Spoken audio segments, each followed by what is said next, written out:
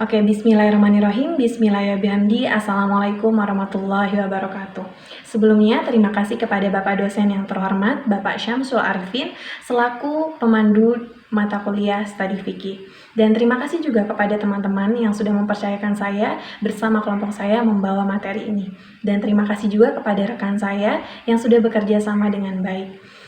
Dan sebelumnya, perkenalkan nama saya Yuliana Mardani, saya dari kelompok 5. Di sini kelompok saya akan membawa materi mengenai definisi dan uraian para ulama mengenai maqasid al-syariah dan aplikasinya dalam pemikiran fikih para fuqaha. Baiklah, untuk mempersingkat waktu, kita akan lanjut ke materi pertama yang akan disampaikan oleh rekan saya Fajar Nur Rohmah. Dipersilahkan. Baik, di sini saya Fajar Nur Rahma akan menjelaskan tentang definisi maqasid al-syariah menurut para fuqaha. Bismillahirrahmanirrahim. Baiklah, di sini saya akan menjelaskan tentang maqasid al-syariah. Yang pertama yaitu pengertian maqasid al-syariah. Secara bahasa, berasal dari dua kata yaitu maqasid dan syariah. Maqasid yaitu kesengajaan atau tujuan, sedangkan syariah artinya menuju sumber air. Maqasid berasal dari bahasa Arab yang merupakan bentuk jamak dari kata maqsud yang berarti maksud, sasaran, prinsip, niat, tujuan akhir. Sedangkan syariah berarti jalan ke sumber mata air, yakni jalan yang harus diikuti oleh setiap muslim. Syariah merupakan jalan hidup seorang muslim. Syariat itu sendiri memuat ketetapan-ketetapan Allah dan ketentuan Rasulullah, baik berupa larangan maupun perintah. Intinya segala aspek kehidupan manusia. Sedangkan secara istilah menurut para ulama, yang pertama menurut Fatih Al-Daraini mengatakan bahwa hukum itu tidak dibuat untuk hukum itu sendiri, akan tetapi dibuat untuk kemaslahatan seluruh umat muslim. Yang kedua menurut Abu Zahra, beliau menegaskan bahwa tujuan dari hukum Islam yang hakiki adalah untuk kemaslahatan. Kemudian yang ketiga, menurut Asy-Syatibi, beliau mendefinisikan tujuan dari maqasid al-syariah adalah untuk kemaslahatan manusia di dunia maupun di akhirat. Yang keempat yaitu menurut Al-Ghazali. Al-Ghazali mendefinisikan bahwa maqasid al-syariah merupakan sesuatu yang tercermin dalam 5 hal pokok, yakni menjaga agama, menjaga jiwa, menjaga akal, menjaga keturunan, serta menjaga harta. Sesuatu yang tercermin dalam 5 hal pokok tersebut maka disebut dengan maslahat. Jadi maqasid al-syariah adalah maksud atau tujuan yang melatar belakangi ketentuan-ketentuan hukum Islam, atau dengan bahasa yang sederhana adalah maksud dan tujuan disyariatkannya hukum. Lalu tujuan pensyariatan hukum itu sendiri yaitu untuk kebahagiaan hidup manusia di dunia dan di akhirat, dengan jalan mengambil yang bermanfaat serta mencegah atau menolak yang merusak kehidupan umat muslim. Kemudian pembagian selanjutnya yaitu pembagian maqasid al-syariah menurut Asy-Syatibi. Asy-Syatibi membagi maqasid al-syariah dalam 3 gradasi tingkatan. Yang pertama yaitu ad-daruriyat, sesuatu yang harus ada atau dilaksanakan untuk mewujudkan kemaslahatan yang terkait dengan dimensi duniawi maupun ukhrawi. Daruriyat yaitu memelihara kebutuhan yang bersifat esensial bagi kehidupan manusia. Yang termasuk kebutuhan tersebut yaitu ada 5. Yang pertama agama, yang kedua jiwa, yang ketiga keturunan, terus yang keempat harta, dan yang terakhir akal. Yang kedua yaitu al-hajiyat, sesuatu yang sebaiknya ada sehingga dalam melaksanakannya kita bisa lebih leluasa dan terhindar dari kesulitan. Al-hajiyat merupakan kebutuhan yang tidak bersifat esensial, melainkan kebutuhan yang dapat menghindarkan kita manusia dari kesulitan hidup kita. Jika kebutuhan ini tidak terpelihara, juga tidak mengancam 5 kebutuhan dasar tadi. Kemudian yang selanjutnya yaitu at-tahsiniyah. Sesuatu hal yang dilakukan akan mendatangkan kesempurnaan, dan apabila kita tidak melakukan juga tidak akan menimbulkan kesulitan bagi hidup kita. Tahsiniyat itu merupakan kebutuhan yang menunjang peningkatan martabat manusia dalam masyarakat dan di hadapan Tuhannya sesuai dengan apa yang kita lakukan, maksudnya yang kita patuhi.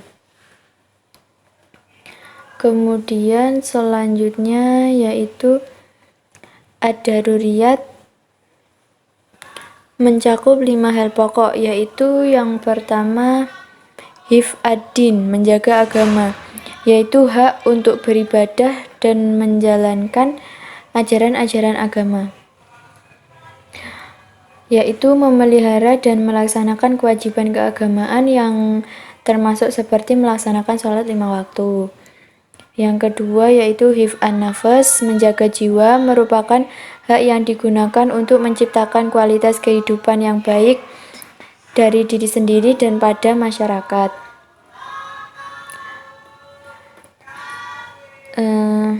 Memelihara jiwa yaitu seperti memenuhi kebutuhan pokok kita sehari-hari, yaitu berupa makanan untuk mempertahankan hidup kita. Yang ketiga yaitu hifz al-aqal, memelihara akal, atau sering disebut dengan hak at-ta'lim, merupakan hak mendapatkan pendidikan. Menghargai akal bukan berarti kita itu hanya menjaga akal kita agar tidak gila, akan tetapi lebih menjaga akal kita agar kita itu tidak memplagiasi karya atau mencuri hak cipta orang lain. Menjaga akal dalam daruriyat itu seperti kita diharamkannya meminum minuman keras seperti khamr atau yang memabukkan. Kemudian hifz al-mal, atau menjaga harta, atau hak al-amal, merupakan hak bekerja.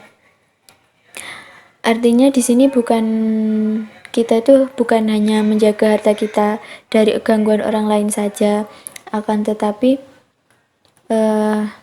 kita itu lebih ke bagaimana kita itu bekerja agar kita bisa mendapatkan harta yang halal.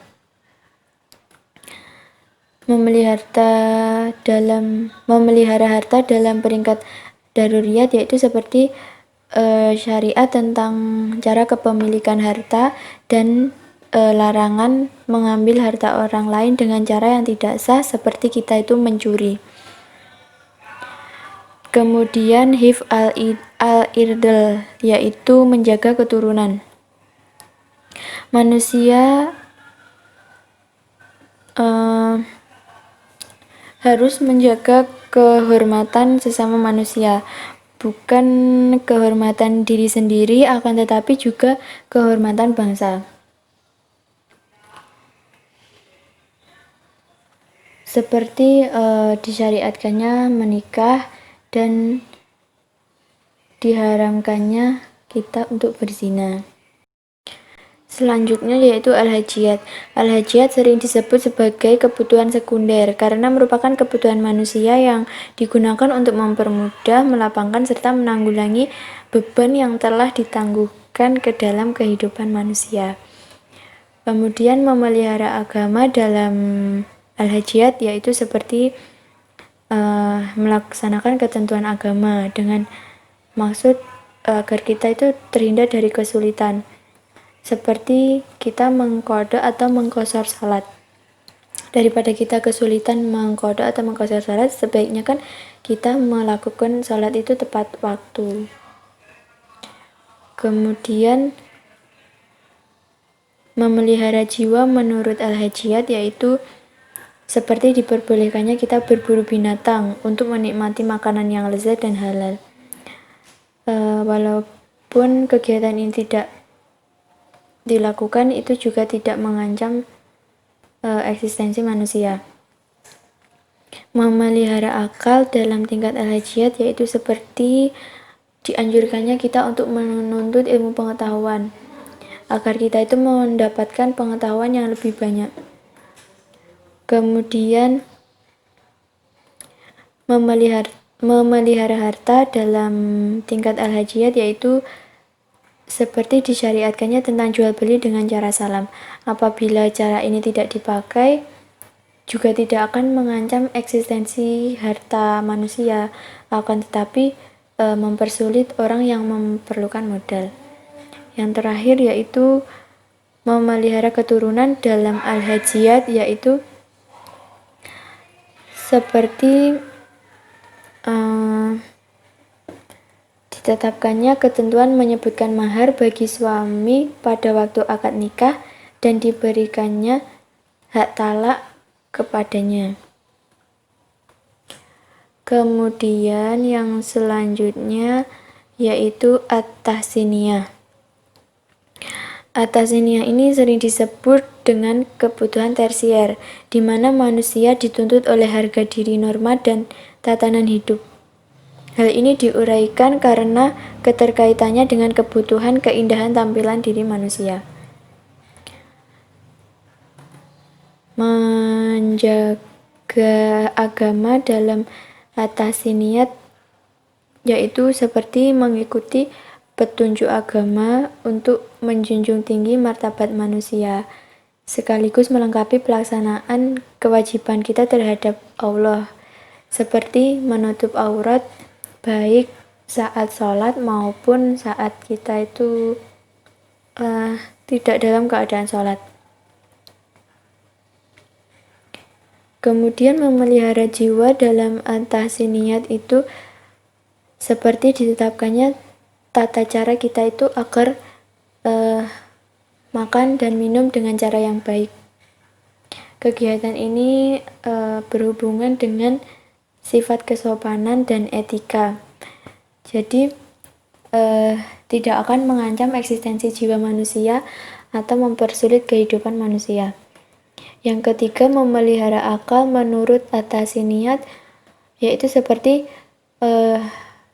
kita itu menghindar dari menghayal atau mendengar sesuatu yang tidak berfaedah.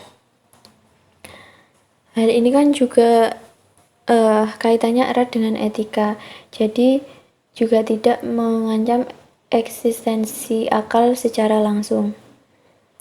Yang keempat yaitu memelihara harta.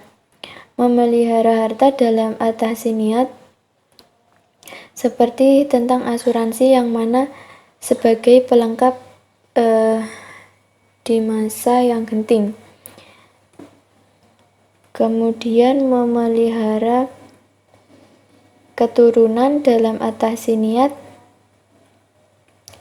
yaitu seperti disyariatkannya khitbah atau tunangan dan walimatul urus dalam pernikahan.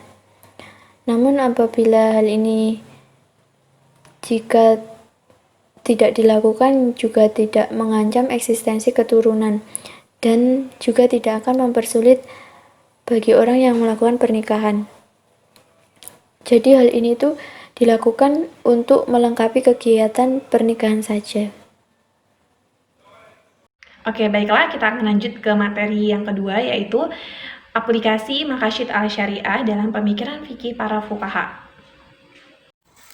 Baiklah, kita lanjut ke materi selanjutnya, yaitu pengaplikasian maqasid al-syariah menurut para fuqaha. Nah, di dalam hal ini saya mengambil pendapat menurut dua orang pendapat, yaitu Imam Asy-Syaitibi dan Imam Al-Ghazali. Nah, yang pertama Imam Asy-Syaitibi. Saya sedikit mengulas tentang Imam Asy-Syaitibi, di mana Imam Asy-Syaitibi ini merupakan seseorang yang menyusun secara sistematis maqasid al-syariah, di mana memang beliau merupakan ahli usul fikih. Nah, di dalam hal ini menurut Imam Asy-Syaitibi sendiri, pada dasarnya syariat itu ditetapkan untuk mewujudkan kemaslahatan seorang hamba baik di dunia maupun di akhirat. Nah, kemudian kemaslahatan inilah dalam pandangan beliau menjadi maqasid al-syariah. Nah, dengan kata lain, penetapan syariat itu baik secara keseluruhan maupun secara rinci didasarkan pada suatu ilat. Nah, mungkin ada yang bertanya, ilat itu apa? Ilat itu merupakan motif penetapan suatu hukum. Nah, jadi intinya maqasid al-syariah ini adalah kemaslahatan. Nah, kita masuk ke 5 poin yang sudah tadi dijelaskan oleh pemateri pertama, yaitu 5 poin dalam pengaplikasian Imam Asy-Syaitibi. Nah, yang pertama adalah menjaga agama. Menurut beliau, menjaga agama adalah tanggung jawab setiap individu, sebab misi manusia diciptakan adalah untuk beribadah kepada Allah Subhanahu wa Ta'ala. Nah, sedangkan menurut beliau dari segi wujud, menurut Asy-Syaitibi sendiri, ialah contohnya sholat dan zakat. Nah, dari segi hukumnya ialah jihad dan hukum bagi orang murtad. Jihad sendiri merupakan jihad itu perlawanan melawan musuh di medan perang. Nah, selanjutnya yang kedua adalah menjaga jiwa. Menjaga jiwa itu adalah menjaga lenyapnya nyawa seorang individu. Dari segi wujudnya, menurut Asy-Syaitibi, contohnya adalah makan dan minum. Jadi dalam hal menjaga jiwa ini, jika kita tidak makan dan tidak minum sebagai manusia, maka kita akan meninggal dunia. Nah, sedangkan dari segi hukumnya, menurut beliau adalah hukuman qisas dan diyat. Qisas sendiri merupakan hukuman mati bagi orang yang memang melanggar aturan, dan diyat sendiri merupakan hukuman pembayaran atau membayar denda. Selanjutnya yang ketiga adalah menjaga akal. Menurut beliau terdapat di dalam Al-Quran dengan kewajiban mencari ilmu pengetahuan. Jadi menjaga akal ini memang terdapat di dalam Al-Quran dengan kewajiban mencari ilmu pengetahuan. Nah, sedangkan dari segi wujud contohnya adalah makan dan mencari ilmu. Dari segi hukumnya adalah had bagi peminum khamar. Jadi bagi peminum khamar itu dia akan dikenai had. Selanjutnya, yang keempat adalah menjaga harta. Menjaga harta menurut beliau merupakan sesuatu yang memang harus dijaga. Sedangkan dari segi wujudnya, contohnya adalah jual beli dan mencari rezeki. Dari segi hukumnya adalah riba, memotong tangan pencuri. Maksudnya di sini adalah jika seseorang itu melakukan tindak pencurian, maka dia akan dipotong tangan. Selanjutnya yang kelima adalah menjaga keturunan. Menjaga keturunan dari segi wujudnya, contohnya adalah menikah. Dari segi hukumnya adalah had bagi pezina. Jadi menurut beliau dalam menjaga keturunan ini disarankan untuk menikah agar tidak terjadinya perzinahan, di mana memang zina diharamkan oleh Allah Subhanahu wa Ta'ala. Dan selanjutnya kita akan lanjut ke pengaplikasian menurut Imam Al-Ghazali. Oke, kita lanjut ke pengaplikasian menurut Imam Al-Ghazali. Seperti yang sudah dijelaskan oleh pemateri pertama, bahwa menurut Al-Ghazali sendiri maqasid al-syariah itu adalah kemaslahatan. Inti atau pokok yang mencakup 5 hal yaitu adalah menjaga agama, jiwa, akal, harta, dan keturunan. Nah, di dalam pengaplikasiannya, Imam Al-Ghazali sendiri menjelaskan mengenai 5 hal tersebut. Yang pertama, menjaga agama. Ilatnya atau alasannya menurut Al-Ghazali adalah diwajibkannya berperang dan berjihad jika ditunjukkan untuk para musuh. Maksudnya adalah menjaga agama. Di sini umat muslim, maksudnya adalah umat muslim diperintahkan untuk diwajibkan sekali untuk ikut berperang di medan perang di jalan Allah semata-mata untuk membela agama. Jadi menurut Al-Ghazali sangat wajib. Yang kedua, menjaga jiwa. Menjaga jiwa menurut Al-Ghazali ilatnya atau alasannya adalah diwajibkan hukum kisos, di antaranya dengan menjaga kemuliaan. Jika seseorang itu tidak bisa menjaga kemuliaannya, maka ya sudah, itu akan beresiko. Nah, jadi contoh maksudnya di sini adalah ketika seseorang itu tidak bisa menjaga jiwanya atau dia membunuh jiwa yang lain atau membunuh manusia yang lain, maka dia dikenai hukum kisos. Nah, yang ketiga adalah menjaga akal. Ilatnya atau alasannya diharamkan semua benda yang memabukkan seperti khamar, narkotika, dan sejenisnya. Nah, di dalam menjaga akal ini kita sangat dilarang. Bahkan kita disuruh untuk menjauhi hal-hal yang memabukkan, yang bisa merusak akal pikiran. Jadi itu diharamkan. Yang keempat adalah menjaga harta. Ilatnya atau alasannya menurut Al-Ghazali adalah pemotongan tangan untuk para pencuri. Nah, diharamkannya riba dan suap menyuap atau memakan harta orang lain dengan cara batil. Jadi menurut beliau di sini adalah ketika seseorang itu melakukan tindak pencurian, maka dia akan dilakukan pemotongan tangan sebagai hukumnya, sebagai hukumannya. Yang kelima adalah menjaga keturunan. Ilatnya atau alasannya adalah diharamkannya zina dan menuduh orang lain berbuat zina. Nah, di dalam menjaga keturunan, kita sebagai manusia pun sangat dilarang, bahkan disuruh untuk menjauhi zina. Sudah tertera di dalam Al-Quran. Dan di dalam hal ini pun ketika seseorang itu melakukan zina, dia akan dikenai hukuman kisos. Bahkan orang yang menuduh orang lain berbuat zina pun dia akan dikenai hukuman. Nah, dalam hal ini Imam Al-Ghazali berpendapat tujuan utama syariah sendiri adalah mendorong kesejahteraan manusia yang terletak di dalam 5 perlindungan. Yang sudah saya jelaskan di atas tadi, itu adalah 5 hal atau 5 komponen yang di dalam syariah sendiri adalah tujuannya mendorong kesejahteraan manusia menurut Imam Al-Ghazali. Sebenarnya jika ditelaah secara lebih teliti lagi, sebenarnya sama saja pengaplikasian antara Imam Al-Ghazali dan Asy-Syaitibi. Mungkin teman-teman bertanya, lalu bedanya seperti apa gitu? Jadi bedanya hanya saja Asy-Syaitibi itu menjelaskan secara mendetail tentang pengaplikasiannya. Kalau Al-Ghazali dia memang menjelaskan, tetapi Al-Ghazali menjelaskan langsung ke ilatnya atau alasannya kenapa agama, jiwa, akal, harta, keturunan itu harus dijaga gitu. Jadi dia lebih ke alasannya.